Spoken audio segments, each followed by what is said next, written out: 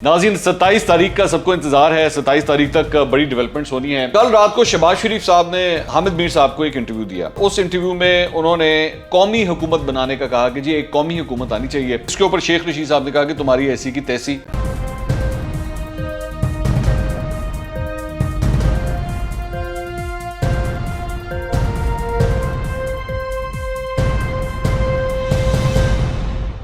अस्सलाम वालेकुम नाज़रीन, मैं हूं मंसूर अली खान। अपने YouTube चैनल के ऊपर आपको खुशामदीद कहूँगा। सबसे पहले आपसे दरख्वास्त करें, चैनल को सब्सक्राइब करना मत भूलिएगा और बेल आइकन ज़रूर प्रेस कीजिएगा। नाज़रीन 27 तारीख का सबको इंतज़ार है। 27 तारीख तक बड़ी डेवलपमेंट्स होनी है, लेकिन अब अगले 10 दिन, ये मैं आपको अभी से बता दूँ, बयानात आएंगे, जोड़ तोड़ की सियासत चलेगी, लेकिन कोई बड़ा धमाका, सियासी धमाका अगर होगा तो वो अब 25 तारीख से के बाद ही स्टार्ट होगा, क्योंकि 25 तारीख की कॉल अब दे दी गई है। 23 से उसको शिफ्ट किया गया मौलाना फजल रहमान की जानिब से कि जी 25 तारीख हम OIC इजलास की वजह से जो है इसको 2 दिन आगे शिफ्ट कर रहे हैं। बट खबरें आने का सिलसिला तो ऑब्वियसली जारी है, वो तो नहीं रुकेगा।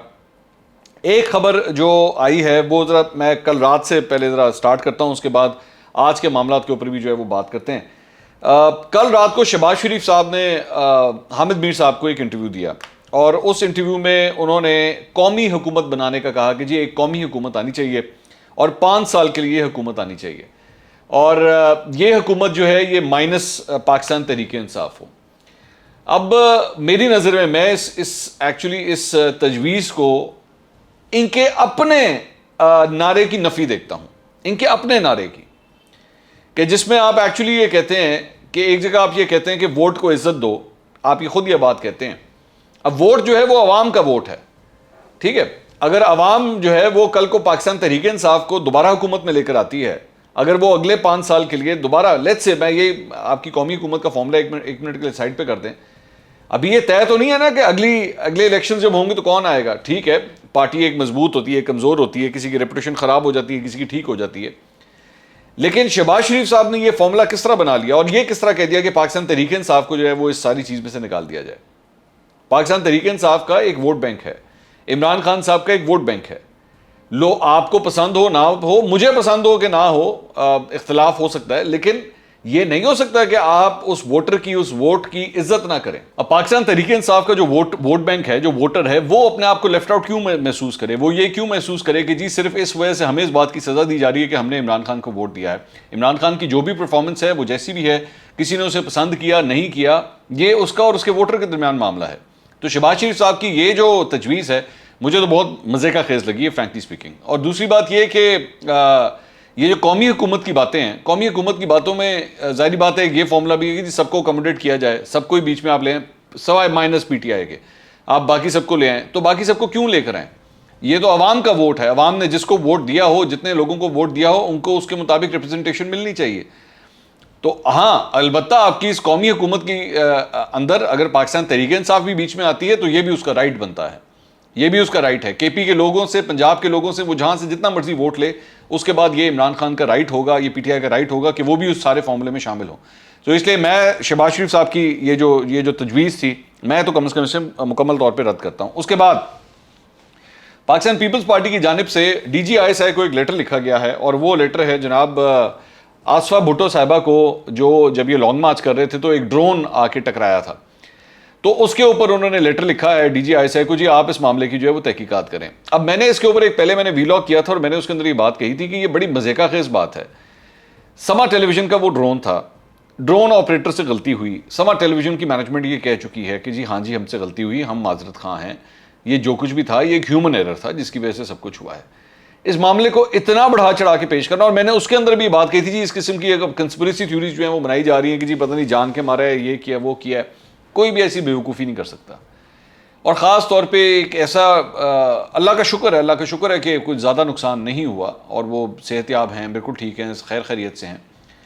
लेकिन कोई होश के नाखून लेने की ज़रूरत है। ये कोई मामला है जिसके ऊपर आप DG ISI को लेटर लिख रहे हैं कि जी आप इस चीज़ की तहकीकात करें कि आसफा भुट्टो को ड्रोन किस तरह लग गया। या तो आप ऐलान कर दें कि जी आइंदा हमारी कवरेजेस के अंदर जो है वो टेलीविज़न चैनल्स ड्रोन्स ना लेकर आएँ, और फिर उसकी कोई खिलाफ वर्जी करे तो ठीक है, फिर आपका सवाल करना बनता है। तो मेरे ख्याल में एक बड़ी अननेसेसरी किस्म की बात थी कि आप इस सिलसिले में DG ISI को ये लेटर लिखें कि जी आप इसकी तहकीकात करें। اس کے بعد کل سے ایک یہ خبر چل رہی ہے مختلف چینلوں کے اوپر کہ جی سندھ ہاؤس کے اندر انہوں نے لوگوں کو رکھا ہوا ہے اور وہاں پہ جناب پیسے کی ریل پیل چل رہی ہے اور پیسہ دیا جا رہا ہے. کوئی 16 کروڑ کہہ رہا ہے, کوئی 18 کروڑ کہہ رہا ہے, کوئی 20 کروڑ کہہ رہا ہے, مطلب اس قسم کے نمبرز آ رہے ہیں. اب یہ ساری یہ بالکل مجھے جو سب سے زیادہ چڑھ چڑھتی ہے نا, میں بلکہ ایک واقعہ شیئر کر دیتا ہوں. میں آج سے 2 دن پہلے ایک کسی اسپیس کے اندر ایویں چلا گیا, میں بور ہو رہا تھا بیٹھا ہوا, تو میں نے کہا سنے تو یہاں کیا ڈسکشن ہو رہی ہے. تو وہاں پہ کئی مطلب پارٹیوں کے ورکرز جو ہیں وہ اکٹھے ہوئے ہوئے تھے اور آپس میں بحث مباحثہ چل رہا تھا.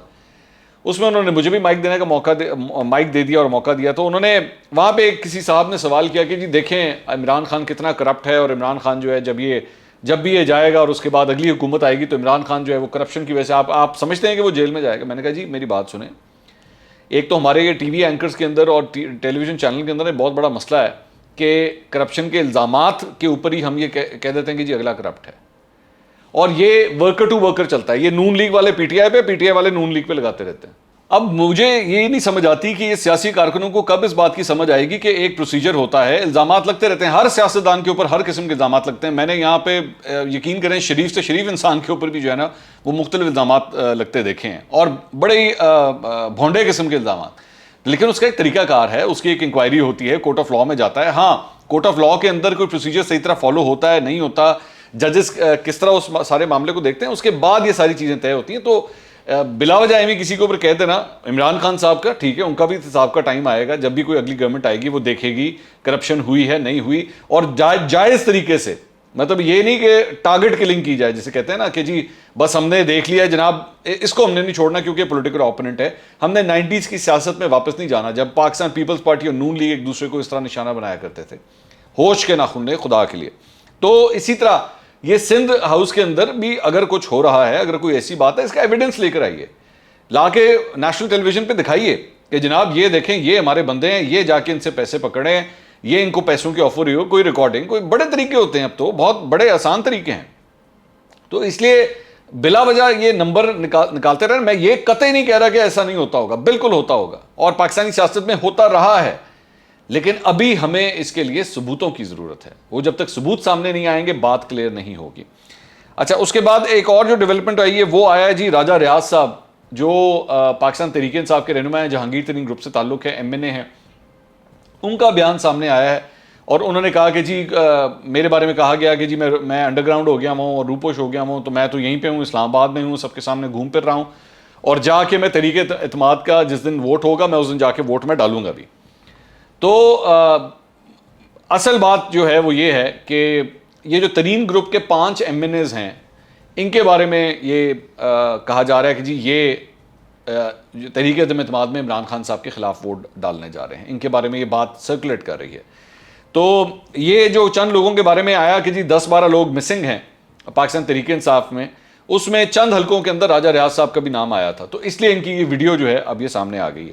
ایک اور خبر جو سمر ٹیلی ویژن کے اوپر چلی ہے وہ رمیش کمار صاحب کے حوالے سے چلی ہے کہ جی رمیش کمار صاحب کو یہ پارٹی کے لوگوں نے کہا تھا سب کو کہ جی کوئی ملک چھوڑ کے نہ جائے. تو رمیش کمار صاحب جو کہ بیسکلی مائنورٹی ونگ سے تعلق رکھتے ہیں, اور یہ پہلے مسلم لیگ نون میں ہوا کرتے تھے, بعد میں پی ٹی آئی میں آ گئے تھے. سما ٹیلی ویژن کے اوپر یہ خبر چلی ہے کہ انہوں نے کہا ہے کہ وہ 3 دن کے لیے جو ہے وہ پاکستان سے باہر جا رہے ہیں, کیونکہ انہیں اپنے بھائی کی جو وہ ہوتی ہے جو اڑتی ہوتی ہے وہ انہوں نے غالباً بہانی ہوتی ہے, تو وہ کوئی اس قسم کا کوئی ریلیجس پروسیجر ہے جس کی وجہ سے وہ جانا چاہتے ہیں. تو وہ سما کے اوپر آیا کہ جی انہوں نے جو ہے وہ پی ٹی آئی کے چیئرمین کی جو احکامات ہیں اس کی ایک خلاف ورزی کر رہے ہیں. تو ایک یہ ڈیولپمنٹ ہے.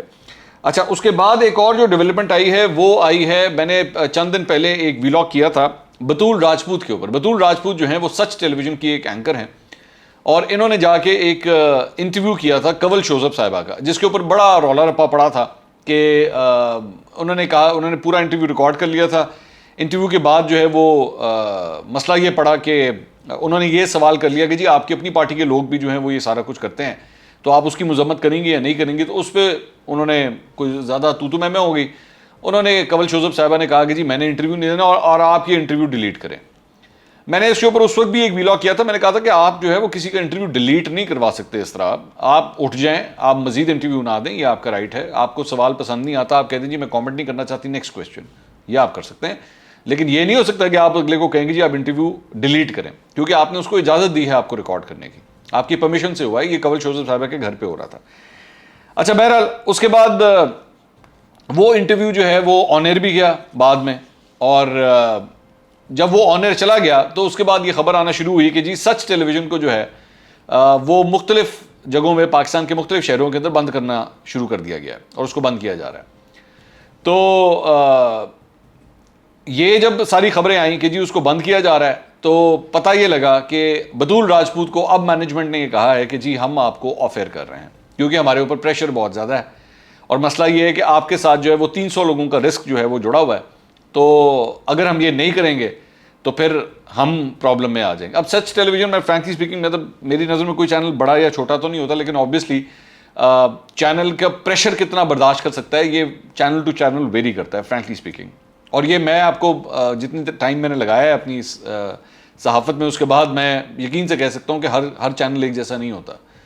اور یہ میں اس میں کوئی بری بات نہیں کر رہا, یہ مت سمجھے گا میں سچ ٹیلی ویژن کو کہہ رہا ہوں کہ بہت بری بات ہے, ہوگی ان کی کوئی مجبوری ہوگی.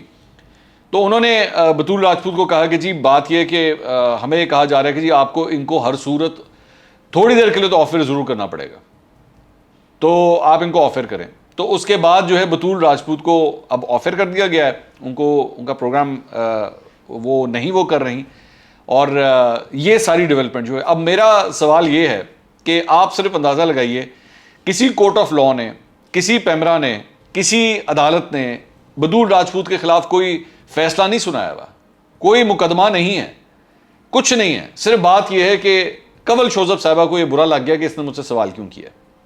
اس بنیاد کے اوپر آپ نے پورے پاکستان کے اندر ان کے چینل بند ہونا شروع ہو گئے, اور چینل کی مینجمنٹ کے اوپر پریشر ڈلوا کے آپ نے اینکر کو جو ہے آف ایئر کروا دیا.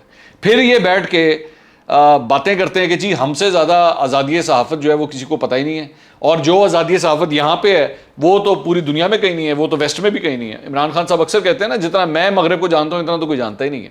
اے پئی جے تاڑی آزادی صحافت, یہ ہے آزادی صحافت کہ وہ ایک لڑکی کے ایک سوال کے اوپر اور اس بات کے اوپر کہ جی وہ انٹرویو کیوں نہیں ڈیلیٹ کر رہی, اسے کہا ہے کہ کرو تو کرتی کیوں نہیں ہے, تو اس بنیاد کے اوپر آپ نے اس کو آفر کر دیا.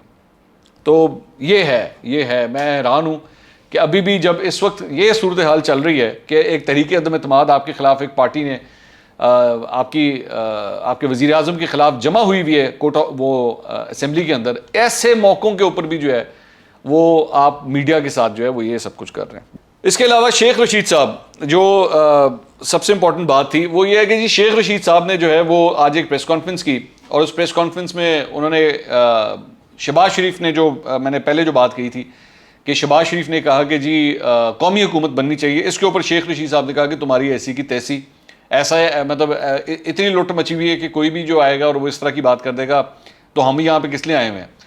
تو شیخ صاحب کی بات غلط نہیں ہے, میں تو خود یہ بات کہہ رہا ہوں کہ مجھے شہباز شریف کی یہ تجویز مجھے بھی سمجھ نہیں آئی, لیکن شیخ صاحب کا جو غصہ تھا نا, جو میں ان کے باڈی لینگویج دیکھ رہا تھا, میں جس قسم کے وہ الفاظ استعمال کر رہے تھے اس سے کلیئر کٹ پتہ لگ رہا تھا کہ شیخ صاحب کو نا غصہ چڑھا ہوا ہے کہ جی سانو فارمولے چیو کاٹتا, تو ایسا نہیں ہو سکتا. تو شیخ صاحب کا غصہ البتہ جائز تھا. اگلے ویلاگ میں دوبارہ ملاقات ہوگی. اللہ حافظ.